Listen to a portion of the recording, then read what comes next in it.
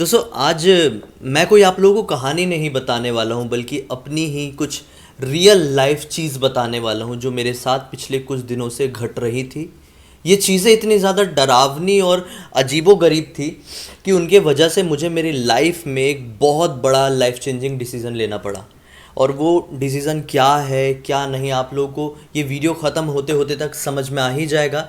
लेकिन उससे पहले कि मेरी लाइफ में ऐसी क्या घटनाएं घट रही थी जिनकी वजह से मुझे अपनी लाइफ में वो चेंजेस लाने पड़े, वो मैं आप लोगों को बता देता हूँ। दरअसल मैं इससे पहले जहाँ कहीं भी रहता था अपने दूसरे घर में रहता था। आप सभी लोगों को पता है अभी मैं घर चेंज कर चुका हूँ अपना। आप लोगों को शायद थोड़ा बैकग्राउंड देख के समझ में आ रहा होगा और मैं सब कुछ आपको दिखाऊंगा मौका मिलेगा तो। लेकिन खैर वो इतना ज़्यादा इम्पोर्टेंट नहीं है कि मैं कौन से घर में रह रहा हूँ, कहाँ रह रहा हूँ। मेन बात ये इम्पोर्टेंट है कि आखिर मेरी लाइफ में ऐसा क्या घट गया जिसकी वजह से मुझे वो घर तक छोड़ना पड़ा। मैं घर छोड़ के अपना आ चुका हूँ। खैर शुरू से शुरुआत करता हूँ जब से मैंने ये चीज़ें नोटिस करना शुरू किया।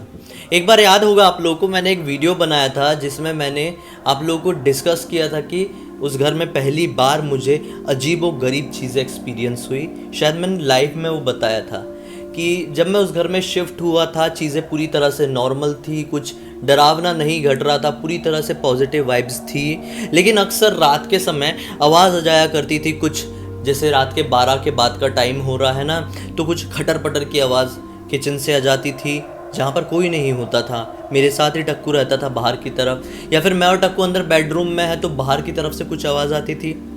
कई बार किसी की प्रेजेंस फील होती थी तो मैं ये चीज़ सोच के इग्नोर कर देता था कि अगर किसी की प्रेजेंस है तो मुझे निगेटिव फील क्यों नहीं हो रहा है। मुझे निगेटिव फील नहीं होता था, केवल मुझे ऐसा लगता था कि कुछ प्रेजेंस है।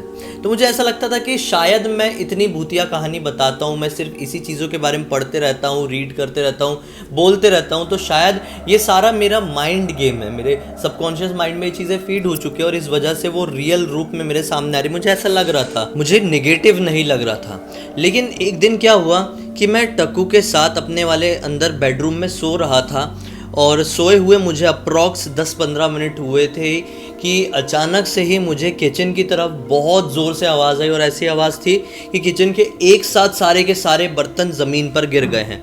उस आवाज़ की वजह से टक्कू जो मेरे साथ में सो रहा था वो उठा और बिना भौंके, वो एकदम गुस्से में भौंकने वाले मूड के, जो गुस्सा होता है उन लोगों का, जिनके पास डॉग होगा उन लोगों को पता होगा कि डॉग कब भौंकने वाला होता है। तो ऐसे मूड से वो तुरंत गुस्से में बेड से उतरा और मेरे आगे आगे वो किचन में पहुंचा और मैं भी उसके पीछे पीछे किचन में पहुंचा और किचन की तरफ देखा तो सब कुछ नॉर्मल था, बर्तन ज़मीन पर नहीं गिरे थे। टक्कू इधर उधर देख रहा था और सूंघने की कोशिश कर रहा था, यानी कि वो आवाज़ जो थी मेरे सपने में आई हुई आवाज़ नहीं बल्कि कुछ रियल था। लेकिन वहाँ पर उस रूम में सब कुछ नॉर्मल सा ही दिखाई दे रहा था। इस घटना के बारे में मैं अपने किसी वीडियो या लाइव स्ट्रीम में बता चुका हूँ। खैर उसके बाद मैं वापस आया और टक्कू के साथ सो गया, लेकिन तुरंत नींद नहीं आ पाई थी, फिर से काफ़ी टाइम लग गया था सोने में। तो ये पहली निगेटिव फीलिंग थी उस घर की।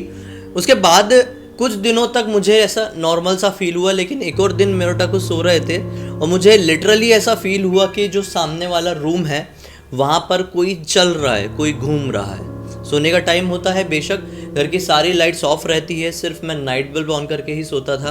तो मेरे सामने वाला जो रूम है वो बेडरूम से क्लियर दिखता था। तो मुझे ऐसा लग रहा था कि बाहर कोई घूम रहा है, मेरे घर के अंदर ही कोई है, बाहर वाले रूम में वो टहल रहा है। तो मुझे ये बहुत ज़्यादा अजीब सा लगा था और इसी दिन से शुरुआत हो गई उस घर में नेगेटिव प्रेजेंस की फील होने की। मतलब मुझे ऐसा लगने लगा था कि हाँ कुछ तो है जो कुछ गड़बड़ चाहता है यार। और फिर इस दिन के बाद से ही ना मुझे कई बार स्लिप पैरालिसिस रिपीट हुआ, जो कि काफ़ी साल पहले ठीक हो चुका था। एक ऐसी प्रॉब्लम जो मुझे काफ़ी साल तक रही थी और फिर काफ़ी समय तक वो पूरी तरह से वैनिश हो गई थी मेरी लाइफ से। लेकिन ये एक्सपीरियंस के बाद मुझे रेगुलरली आए दिन स्लिप पैरालिसिस होते रहता था। फिर भी मैं इग्नोर कर रहा था। फिर अभी कुछ दिन पहले की ही बात है, टक्कू घर गया हुआ, मतलब मैं अपने घर गया हुआ था तो टक्कू जिया के घर गया हुआ है। तो जिया के घर साथ में ही था तो वहीं पे वो आराम से है। तो मैंने सोचा कि मैं भी कुछ दिन रहता हूँ। उसके बाद मेरा कहीं बाहर जाने का प्लान बन रहा था।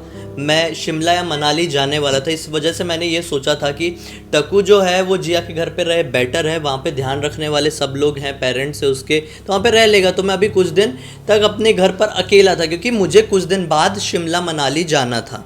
तो अब टकू नहीं था, तो मुझे थोड़ा सा उस रूम में और थोड़ा अनकंफर्टेबल सा फील होने लगा।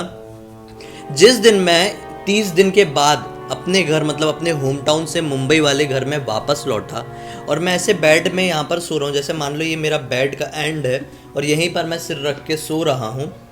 मुझे अचानक से 5 मिनट हुए थे सोए हुए कि अचानक से ऐसा फील हुआ कि किसी ने ऐसा कुछ, जैसे मान लो ये कपड़ा है, कपड़ा पकड़ा है और मेरे ऊपर ऐसा ऐसा ऐसा किया है। तो ये हवा आएगी ना कपड़े की, तो वो मुझे हवा से फील हुई। मुझे ऐसा लगा कि ये कौन कर रहा है। मैंने तुरंत आंखें खोला और इधर उधर देखने की कोशिश किया, कोई नहीं था। बहुत ज़्यादा नेगेटिव फीलिंग थी। मुझे फिर वापस से नींद नहीं आई। लगभग आधे 1 घंटे तक मुझे नींद नहीं आई। मैं मोबाइल निकाला और कुछ चीज़ें देखने लगा, टाइम पास करने लगा। फिर बड़ी मुश्किल से मैं सोने के लिए गया। फिर से 2 मिनट करीब मुझे नींद आई थी कि अचानक से मुझे ऐसा लगा कि ये मेरा सर है और मैं, जैसे ये बेड का एंड है ना, मैं ये सो रहा हूँ और अचानक से मुझे ऐसा लगा कि यहाँ पर आके खड़े होके कोई इतना नज़दीक है। अब भले ही आपकी आंखें बंद है, लेकिन आपके कोई इतना नज़दीक आ गया है ऐसा, तो आपको ऐसा समझ में आ जाता है हाँ नींद में कि कोई आ गया एकदम चेहरे के पास। मैं तुरंत अपनी आंखें खोला, लेकिन कोई नहीं। आसपास उठ के देखा, कोई नहीं था। मन में बोला कि सब नॉर्मल है, मेरे अलावा कुछ नहीं है। और फिर वापस से सोने की ट्राई किया। आने वाले 10-15 मिनट में वापस से नींद आई। तो ये पहली सबसे डरावनी फीलिंग थी उस घर की।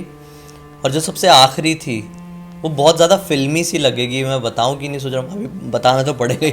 वीडियो आप लोगों को बताने के लिए ही स्टार्ट किया हूँ। तो जो मेरी लास्ट फीलिंग हुई वहाँ पे इतनी ज़्यादा डरावनी हुई कि मैं सोया हुआ था। सोए हुए आधा घंटा बीता होगा। ये बिस्तर था, मैं अपने जो मेरा हॉल वाला रूम था उसके तरफ पीठ करके सो रहा था अपने बेडरूम में। मतलब जैसा मैंने बताया ना अभी आप लोगों को कि मेरे बेडरूम से मेरा हॉल क्लियर दिखता था, सीधा ही था। तो मैं अपने हॉल की तरफ पीठ करके सो रहा था और अचानक से मुझे सपने में कुछ बहुत ही डरावना सा दिखा। मुझे सांप से बहुत ज़्यादा डर लगता है, तो मुझे सपने में बार बार सांप दिख रहा था, सांप दिख रहा था और ऐसा लग रहा था वो बिल्कुल मेरे पास आ रहा है, आ रहा है, आ रहा है, आ रहा है। और अचानक से मुझे ऐसा फील हुआ कि कोई मेरे पास आया और उसने मुझे ऐसा पकड़ लिया है। और लिटरली मुझे किसी ने पकड़ा था, मुझे किसी ने पकड़ लिया था। मेरी आंखें खुली, मैं उठने की कोशिश कर रहा था। मैं चाह रहा था कि मैं उसकी शक्ल तो देखूं, कहीं चोर तो नहीं आ गया है, मुझे इस तरह से पकड़ क्यों लिया है। मैं कुछ बोलने की कोशिश कर रहा था लेकिन मैं नहीं बोल पा रहा था। मैं ब्लैंक हो चुका था, शरीर की ताकत मानो ख़त्म सी पड़ रही थी और अब सांस रुकने लगी, सांस नहीं ले पा रहा था। अचानक से कान में आवाज़ आती है, मैं तेरे को लेने आया हूँ, मैं तेरे को लेने आया हूँ। ये एक मेल की आवाज़ थी और ये आवाज़ बहुत बहुत ही ज़्यादा डरावनी आवाज़ थी। मतलब मैं उसे वर्ड्स में एक्सप्रेस नहीं कर सकता कि वो फीलिंग कितनी ज़्यादा डरावनी थी मेरे लिए। वो नॉन स्टॉप यही बोल रहा था मेरे कान के पास, मैं तुझे लेने आया हूँ, मैं तुझे लेने आया। वो आवाज़ बहुत ही ज़्यादा बेहुदी थी और अब सांस लेते भी नहीं बन रहा था और मन में बस भगवान का नाम लेना शुरू कर दिया। जब कभी मेरे साथ ऐसी सिचुएशन आती है तो मैं बजरंगबली का नाम ज़रूर लेता हूँ, मैं उनको बहुत ज़्यादा मानता हूँ।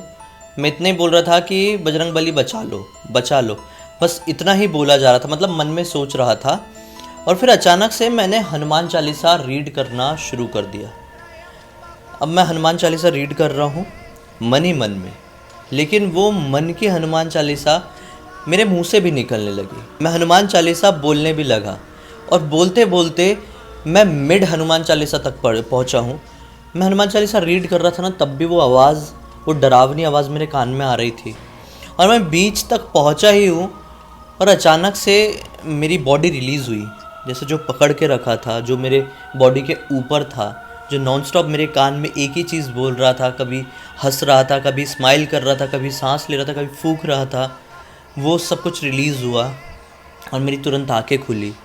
आंखें तो खुल चुकी थी, मतलब मैं होश में आया, एक्चुअली मैं अपने होश में आया और अब मैं सांस ले पा रहा था, लेकिन सांस पूरी तरह से भर रही थी। और मैं तुरंत उठ के बैठा, मैं अपने बेड के दूसरे हिस्से में गया और मैंने लिटरली बोला कि हिम्मत है तो अभी आ। अभी मैं जाग गया हूँ। क्यों? जब मैं कमज़ोर था, मैं सो रहा था, तो अपनी प्रेजेंस अपने पास लेकर आया, मेरे पास लेकर आया। आई मीन अभी हिम्मत है तो अभी सामने आ, अभी कुछ कर सकता है तो अभी कर, मैं मान जाऊँगा तेरी एंटिटी कोई है। और ये मैंने बोला हूँ और वो नेगेटिव फीलिंग ख़त्म हो गई। फिर मैंने वापस से हनुमान चालीसा लेटे लेटे रीड किया। मैंने अपने सोने का डायरेक्शन बदल दिया और हनुमान चालीसा कंप्लीट हुई। मन में ये डिसाइड कर लिया कि मुझसे ज़्यादा स्ट्रांग यहाँ पर कोई नहीं है। किसी की भी एंटिटी हो, एक नहीं 1000 हो, लेकिन वो हज़ारों से ज़्यादा स्ट्रांग मैं हूँ। ये मैंने अपने दिमाग को बता दिया और उसके बाद मैं सो गया। और बस मुझे 10 मिनट बाद नींद आ गई। मुझे डर नहीं, मैंने लाइट्स भी ऑन नहीं किया था। फिर उसके बाद मैंने जिया को ये सारी बात बताया कि ऐसा ऐसा हुआ है। उसने बताई कि मुझे दिन भर से ऐसा कुछ निगेटिव लग रहा था, तो पता नहीं क्या था। उस दिन मैंने डिसाइड कर लिया कि नहीं, अब थोड़ा ओवर हो गया है, अब मुझे जगह चेंज कर देनी चाहिए, यहाँ पर अब नहीं रहना चाहिए। और उसके बाद मैंने वो जगह, वो एरिया, वो सब छोड़ दिया और वहाँ से बहुत दूर यहाँ पर रहने आ गया हूँ। अभी क्या दिखाऊँ, भी ये सब कुछ बंद है, नहीं तो आपको कभी दिखाऊंगा, टाइम मिलेगा तो। बहुत प्यारा व्यू है, बहुत अच्छी जगह, डिफरेंट सी जगह आ गया हूँ। थोड़ा दूर है उस जगह से, लेकिन शांति है। और आई होप यहाँ पर सब कुछ पॉजिटिविटी के साथ ही रहे, और अब तक हो रहा है, टच वुड, मैं नहीं बोलूँगा गलत। आप लोग फैमिली हो, आप लोगों को बताना बहुत बहुत ज़्यादा ज़रूरी था, क्योंकि हम लोग तो एक ही परिवार का हिस्सा है ना, तो इसलिए आप लोगों के साथ इस बात को शेयर किया। व्यूज़ कमाना, लाइक्स कमाना मेरे इस वीडियो का मकसद नहीं है। वो तो मैं और भी वीडियो की मदद से करता ही हूँ, आप सभी लोगों को पता है। आखिरकार आपके मनोरंजन के साथ साथ मुझे भी व्यूज़ तो मिलते ही है ना। तो आज मैं ऐसी बातें कहकर कोई व्यू कमाने नहीं आया हूँ, यहाँ पर लाइक्स कमाने नहीं आया हूँ। मैं सिर्फ एक फैमिली के तौर पर आप लोगों से ये बात शेयर करने आया था। उम्मीद है आप लोगों को समझ में आया होगा मैंने क्या बताया, मेरी लाइफ में क्या कुछ बीता। और बस अभी सब कुछ ठीक रहे, इसी की मैं प्रे करूँगा गॉड से। उम्मीद करता हूँ कि आपके साथ अभी फ़िलहाल सब कुछ ठीक ही रहेगा। खैर चलिए, हम कल फिर से मिलते हैं एक अलग सी कहानी के साथ इस बार। तब तक के लिए बहुत बहुत धन्यवाद। मुझे पहली बार देख रहे हैं तो चैनल को सब्सक्राइब कर देना भाई, बेल आइकन दबा के ऑल के ऑप्शन में क्लिक करना, ठीक है। चलो बाय।